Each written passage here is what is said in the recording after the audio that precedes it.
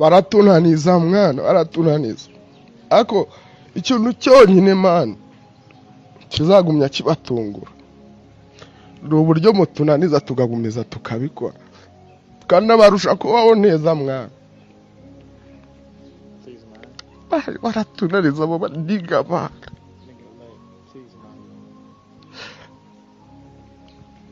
baratunaniza bro ako buzajya bugumya mutungurwa dukorwa ibipimo byinshi cyane byinshi bro bapima niba hari umuntu unywa itabi cyangwa inzoga cyangwa amamogi iyo babibuze kuki baceceka man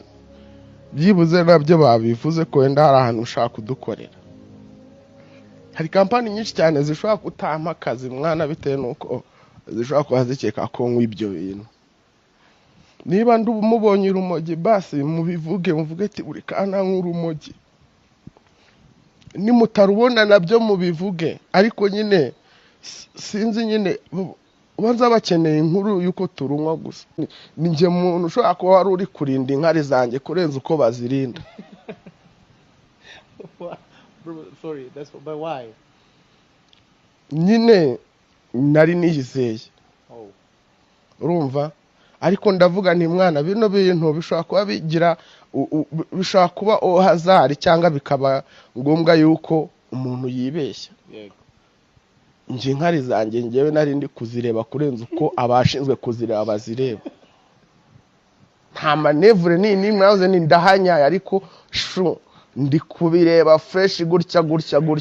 mpaka zigeze ahantu bazipimira kuko mwana nibyo byonyine none se n'iki kindi bafatira umusani Bro, uri kurinda inkari zanjye bro hamwe tangane harimo nyine urumva case yari case rib ubundi icyo nanayikundira buriya uretse ko rimwe na rimwe I'm sorry to say so rimwe na rimwe nyine sinzi ukuntu bigenda ku musani ariko rib ubundi no mu Rwanda hose ubundi ibyaha bijyana abantu mu nkiko byinshi cyane bifite ahantu bihuriye no kwicara mu kiyunga babashishikariza kwiyunga kurenza uko byajya mu ntu niko bisigaye binameze ni nako bimeze niko byahoze sinzi nyine ukuntu bihinduka ku musani byarijije nge byarijije umumere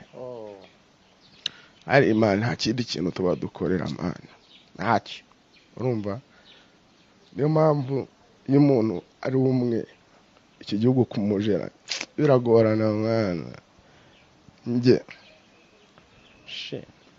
agaswingenge numva niyo mpamvu nyine hari post bashobora kutaguha kubera yuko utubatse nta muryango urumva iyo ufite umuryango mwana uba ufite ibintu byinshi byo guhomba njye nta n'umuryango mfite mba narabaye umunebwe nkinywera n'ayo matabi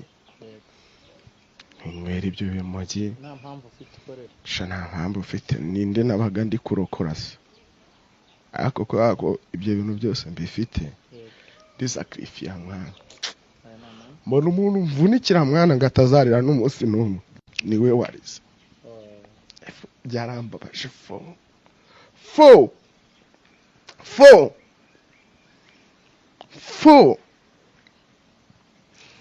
ako it's okay ndi hanze kandi mama ndakeka burari ubwo bwa nyuma tu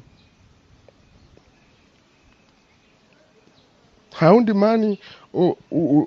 man nenzi ko man eko ndi hanze man ndi hanze meze neza ndi gukorera ibiceri gukorera ibiceri meze fresh ntari bimwana ibintu bimeze neza it's okay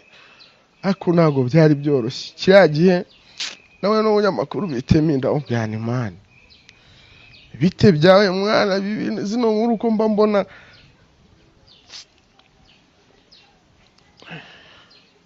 man umuntu cyane kimuhama basi ari bwo mujye mwandika ziriya nkuru sibyo none se inkuru ziri hariya ifoto nsa nabi ibaze nyine nta hantu na hamwe Google yigeze ndikonesa mu nkuru na hamwe kuryo andikamo ngo mazina yanjye nkazo ariko wanditse mwite Ndabuduri Karim kuri Google niriya zina riza kandi no kuri case mbi cyane ngo abakobwa nabafungiranye urumva shaza kuvuga ngo hari akazi nzi neza yuko mu buzima bwanjye ushobora kudakora kandi nanone se mani diplome zacu tuzazikoresha iki humura I mean kubijyanye n'inuze ikireke wakatiwe n'inkiko cyangwa arafunzwe amezi 6 so sha mwana n'icyasha kibi cyane kibi fo urumva ariko it's okay